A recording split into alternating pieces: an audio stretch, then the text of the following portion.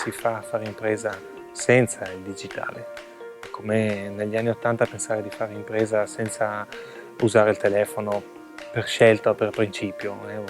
È quasi un suicidio per un imprenditore ignorare il digitale oggi. Bisogna considerare un aspetto molto pratico. Web 2.0 è inevitabile e di conseguenza ti devi tutelare. Il modo per tutelarsi e tutelare la propria privacy è la consapevolezza.